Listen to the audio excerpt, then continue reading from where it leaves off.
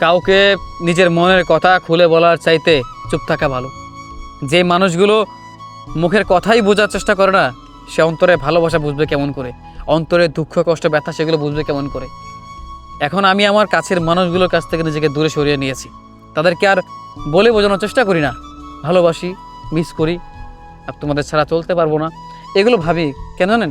কারণ এখন বুঝে গিয়েছি যে এই মানুষগুলো মুখের ভাষাই বোঝে না, বা সেগুলো বোঝার পরও তারা অজুহাত দেখায়, অবহেলা করে। আর সেই মানুষগুলো অন্তরে ভালোবাসা বুঝবে কেমন করে? একটা সময় পর গিয়ে মানুষ সবাইকে বোঝাতে ক্লান্ত হয়ে যায়, তখন সে নিজেকে বোঝানো শুরু করে। যতবার যতগুলো মানুষকে বোঝানোর চেষ্টা করেছি যে তোমাদেরকে ছাড়া হয়তো আমার দিন ভালো থাকবে না বা দিন ভালো যাচ্ছে না, ততবার আমি কষ্ট পেয়েছি, আঘাত পেয়েছি। দিন শেষে মানুষ নিজেকে ভালোবাসা সবার আগে প্রয়োজন, বা সবার আগে নিজের দিকটা দেখা প্রয়োজন।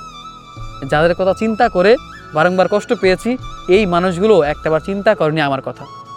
তাদেরকে বলে বোঝানোর চেষ্টা করেছি, ভিতরে ভিতরে আমার কতটা কষ্ট হয় তাদের জন্য, কতটা ভালোবাসা ছিল তাদের জন্য।